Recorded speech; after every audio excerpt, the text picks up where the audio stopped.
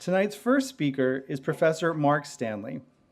Professor Stanley is resident lighting designer for the New York City Ballet, where he has designed over 200 premieres for their repertory and numerous ballet companies across Europe and the United States. He previously served as resident designer for the New York City Opera, lighting over 20 new productions for the resident and touring companies. He has designed plays for the Kennedy Center, Huntington Theater Company, Long Wharf, the Ordway, the Godspeed, and Off-Broadway companies. His designs have been seen nationally on the PBS for Live from Lincoln Center and great performances. He is also on the board of directors at the Gilbert Hemsley Lighting Programs and is author of the Color of Light Workbook. Please join me in welcoming Professor Stanley.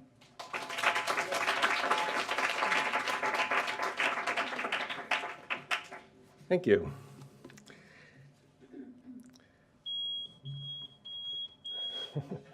Time's up. I hope you enjoyed that. For the past 32 years, I've had the pleasure of working with some of the best dancers, choreographers, musicians, artists, and production staff in the world. To call it work is probably not a fair definition. As lighting designers, we have the privilege of creating our art in a medium that provides the way in which you, the audience, see and feel the artistry of others. Light requires something to reflect it so that we can see.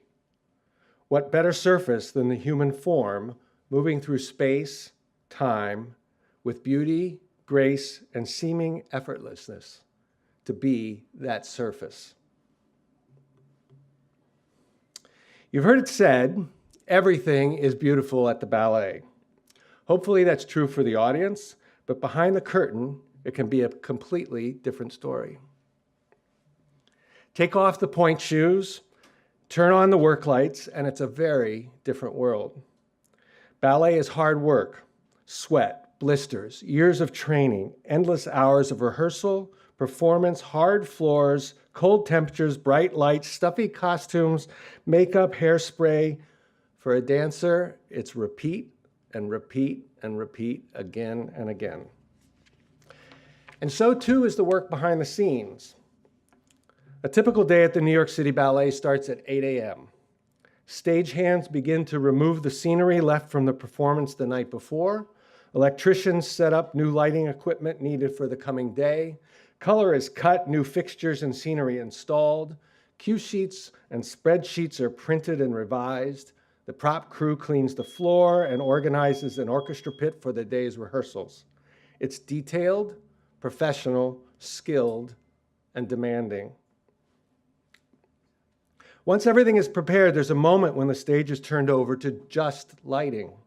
And I get to sit down at what we call the tech table, which is a workspace temporarily set up in the middle of the audience seating that contains computer monitors, communication equipment, and small reading lights. It seems foreign and very far away from the beautiful dancers and the movement that's about to live on the stage, but it's one of my favorite moments of the day. We turn off the work lights, dim the house lights, and bring on the lights for the stage. The dust and the faded paint disappear, and the world of the stage becomes vibrant, energetic, and living. And that's when my real work begins. Light has many functions on the stage. Most obviously, it provides us with visibility and the ability to see performers and the space. That doesn't mean that everything is equally bright or bright at all. Visibility can be selective and focused. The great theater artist Max Reinhardt summed it up this way. The art of lighting the stage consists of putting light where you want it and taking it away from where you don't. Light also creates and supports mood. As the movement and the music combine in harmony with one another, so does light and emotion.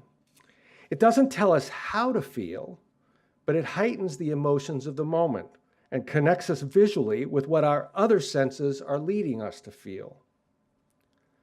Light defines the environment, whether through naturalistic imagery like sunlight, moonlight, interiors, exteriors, or through more abstract or geometric imagery like squares, color, texture, light can define both natural and emotional spaces, symbolic or psychological environments that transport the world of the stage to another place, time, and dimension. Light provides focus, depth, and composition. Both light and movement take place over time and in space. We know how deep and how wide the stage is by the way it's lit. We perceive the symmetry and the asymmetry of pattern.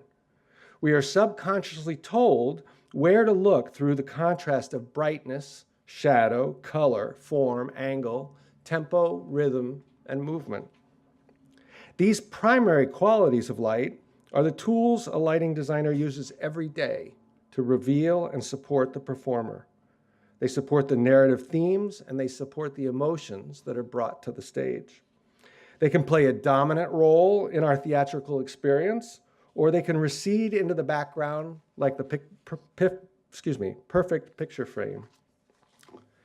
By varying the intensity of light on a scale of 0 to 100%, a lighting designer can manipulate and record in the computer hundreds of different combinations of brightness and balance. Angle creates highlight and shadow. It reveals shape and dimension. We've been affected by the changing angle of light since the day we were born. And on stage, a lighting designer chooses angle that changes both with time and alters the form of what we see. Light can be soft or hard, textured or solid, sharp or diffused. Color filters, often called gels because they were originally made out of gelatin and dye, provide endless combination of palettes through additive and subtractive mixing. New technologies can mix hundreds, if not thousands, of colors from a single source. New algorithms provide the opportunity to manipulate metamers and more carefully blend the palettes of light and pigment. The tempo and change of light is critical to how we perceive time on stage. Changes in light can be slow and legato or fast and staccato. Computers give us the control of every attribute of light so that we can fade the intensity of a color or multiple fixtures all in different times. Cues are placed within the ballet, both musically and on specific movement, and are called in that sequence by a stage manager who initiates and says to the electrician, go, and they start the sequence on the computer.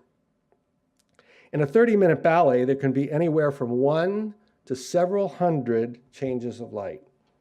Some of them are obvious, and some of them are so subtle that they are only felt and not actually seen. Light is kinetic. You can see in almost every show on TV, Broadway, rock concerts, lights that pan, tilt, change shape, color, and intensity and rhythm to dance and music. These multifaceted qualities of light are what a designer manipulates to create the world in which the dance and the dancers live. Jean Rosenthal, one of the early pioneers of lighting design, says in her book, The Magic of Light, dancers live in light the way fish live in water. But just like water tastes differently everywhere you go, so too there is no one style of ballet or one style of ballet lighting. Many people, when asked, what is ballet, would describe something to you that looks like this. But contemporary ballet comes in many forms and requires multiple styles of lighting design. A quick Google search of images of ballet lighting produces multiple pages of pictures that are anything but the same.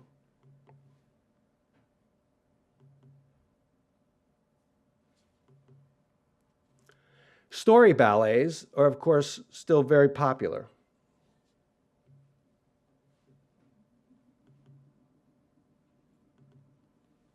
But the majority of ballets performed today are abstract ballets. George Balanchine, founder of the New York City Ballet and considered by many to be the most influential choreographer of the 20th century, was a pioneer of the plotless ballet. His goal was to create dance that revealed the complexity of music through the movement of the human form. In his 1945 Notes on Choreography, Balanchine stated, "A ballet may contain a story, but the visual spectacle, not the story, is the essential element. The choreographer and the dancer must remember that they reach the audience through the eye. And the audience, in its turn, must train itself to see what is performed upon the stage." This photo is of the final pose of the ballet Apollo, with music by Igor Stravinsky, which Balanchine choreographed in 1928 at the age of 24 years old. While there's narrative in Apollo, there is no plot.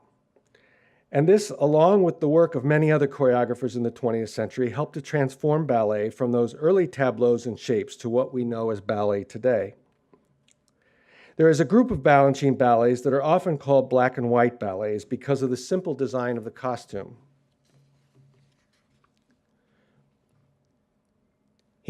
When he defined the plotless ballet, he said, "Put a man and a woman on stage and there's already a story. A man and two women and there's already a plot." These ballets use light in a different way. It was important to Balanchine that the fundamental relationship of the movement to the music be the primary experience of the audience. He limited facial expressions of the dancers and removed from the costume and the lighting any hint of emotion or definition of space. For a lighting designer, this becomes a challenge. Much like finding the perfect picture frame for a piece of art, the goal is no longer creating a world in which the dancers exist, but rather framing it in a way that allows for the audience to experience for themselves the unity of music and dance. "See the music, hear the dance" is a Balanchine quote we still use in our programming today. I like to think of this kind of lighting as Zen lighting. Its power is in its nothingness and its correctness for the moment. It contains all the qualities of light and in support of fundamental functions of light on stage, but it does so by not appearing to be anything and by not influencing how you feel the dance.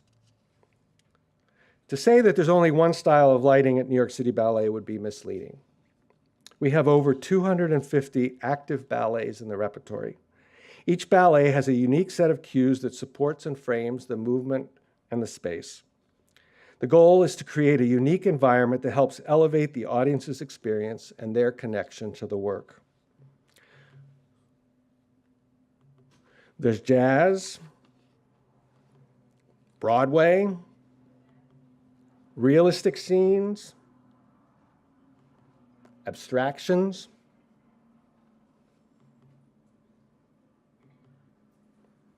sculpture,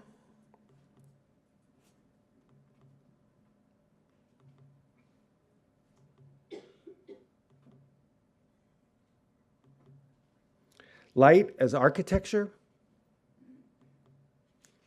light that defines space with shapes, light and shadow that create mood and abstract environments,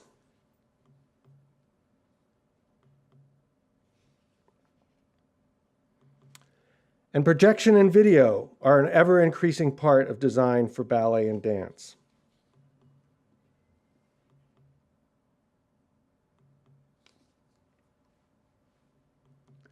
Other forms of performing arts are having an impact on ballet and ballet lighting as we know it.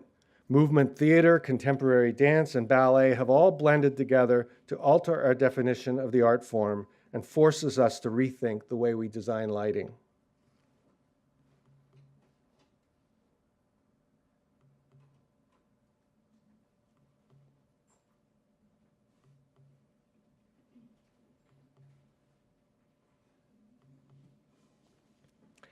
And it forces us to conceive of new ways of telling the classics. This final image is of a ballet by the current resident choreographer of New York City Ballet, Justin Peck. Created nearly 90 years after Apollo, there is a connection and a distinction that is grounded in a tradition of vocabulary and design that links us to the past, but is immediately relevant for our time. George Balanchine summed it up this way: I don't have a past. I have a continuous present. The past is part of the present, just as the future is. We exist in time. Ballet is now. And there you'll see, side by side, two ballets created 90 years apart, from Balanchine to the current choreographer of New York City Ballet. I want to leave you with a few quotes from a book called The Art of Making Dances by Doris Humphreys that was written in 1958. In the final chapter, she lists some of the key things that you should consider when creating a dance. These are equally valuable to remember when creating a lighting design and have been important guidelines for me in my career. Number 1, symmetry is lifeless. Number 2, the eye is faster than the ear. Movement looks slower and weaker on stage than in real life. Number 4, all dances are too long. Number 5, a good ending is 40% of the dance. Number 6, monotony is fatal. Look for contrast. Next, don't be a slave to or a mutilator of the music. Next one, listen to qualified advice. Don't be arrogant. Don't intellectualize, motivate the movement and the light. And finally, she states, don't leave the end to the end. Don't leave the ending to the end. Balanchine created Serenade as the first ballet he made when he came to America in 1983. It's appropriate that we end here where he began. I'm often asked if I did the original lighting for this. And while my students might think I'm that old, I'm not. And in fact, the original was in a garden, so I can't take credit for the lighting at all. But I've tweaked the lighting for this and followed in the footsteps of Jeannie Rosenthal and Ronnie Bates, who did the lighting before me, and others have done the same as it's been performed all around the world. But at its core, when the curtain goes up on this image, it's a profound sense of how light and form, music and dance, can for a brief moment stir the heart and fill our senses with beautiful things. I hope that at some point in your life you will experience, or have already experienced, that magical moment in the theater when the house lights dim, the orchestra tunes, the curtain goes up and reveals the start of a ballet which celebrates the musicality, athleticism, and grace of human form as it reveals through movement that which connects us to something beautiful. And when you do, you'll appreciate how light plays its part to make everything beautiful at the ballet. Thanks.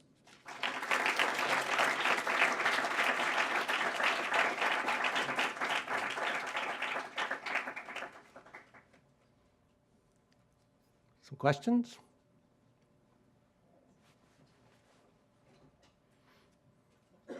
I know that my name is Honoria.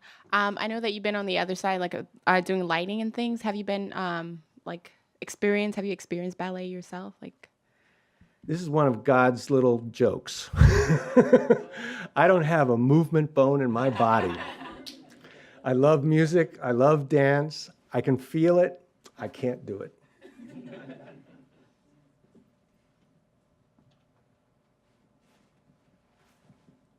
How do you balance your work here at BU with your work in New York? It's a challenge. I started teaching here about 13 years ago. And while my students here in the front row would probably say I'm not here enough or I'm here too much. I come up several days a week. I try and fit my schedule around the teaching and the ballet in New York so that they work together. But when I started teaching here, I left my full-time position with New York City Ballet as a day-to-day staff member and became the resident designer, where there are other staff people that handle all of the day-to-day work. So, for example, I was in rehearsal for the last 4 days in New York. Now I'm here for a couple of days. I'll go back. I'll rehearse another. We opened 4 new ballets in about 10 days. So I'll go back and we'll start lighting on those on Thursday. Hi there. Hi. Well, thank you. So you seem to kind of talk about 2 different types of ballet. The first being, I guess, the more classical storytelling type, which one might think of when, thinking of ballet. And the second being an abstract type of newer form of ballet. And the lighting seems to be a very different process for both. The first being, illusory. You want to create a type of, landscape for this story. The second being the Zen lighting you talked about. Which do you think is more difficult to create and thus convey, your message and the message of that ballet to your audience? They're both equally difficult. And actually, there's the third category. The Zen part was more specifically about Balanchine's black and white ballets, which are very clean and sculptural. And he was very precise about not wanting anything other than the music and the movement to convey emotion. But in a lot of those other images of contemporary ballet, there is a lot of lighting.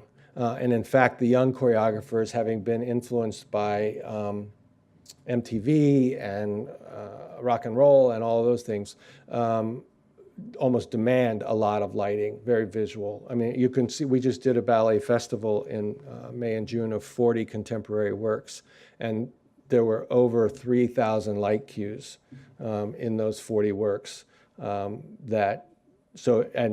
in the Balanchine piece, there may be only one. But to more directly answer your question, the challenges of a story ballet are that I am supporting the environment that the scenic designer has already created. So I'm adding my work into a frame that's already there. In a contemporary plotless ballet, I'm generally the principal designer. So the light becomes the space. The light becomes the definition of the environment. So whether I make it soft or hard, shaped or textured, I am conceiving of that world from the get-go. So it's 2 very different ways of thinking about it. Both are rewarding and challenging, but it's very different. Hi, my name's Greg. My question is, how do you think ballet can reach lower income areas? I feel it's easy to appreciate ballet if you've grown up with it, say in New York or Boston, but if you're living in a more rural part of the country, how do you learn to appreciate the art? Well, that's a good question, and it's one that we in the classical arts struggle with every day. The good news is that there's a ballet school in almost every town in America. So ballet is out there. Getting people to come and see it is another whole challenge.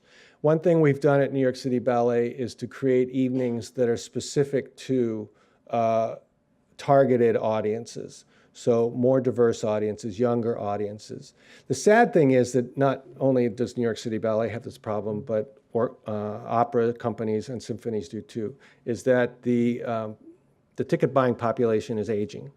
And we are, 30 years ago, had a population of ticket buyers who were 30 to 60 years old, and now we have a ticket buying population of that is 60 to 90 years old. I don't know that there's an easy answer for that. We're open to as many suggestions as we can. Diversity in the arts is a challenge all the way across the board, and particularly in the design world. We are one of the least diverse there is in the performing arts. So we're conscious of the problem, or conscientious of the problem, but we haven't solved it yet. Hi, my name is Sarah. Sorry, this last one I think over on somebody else's time, but yeah, go ahead. So I was just wondering, what was your most favorite ballet that you've done lighting for, and what aspect about it made it your favorite?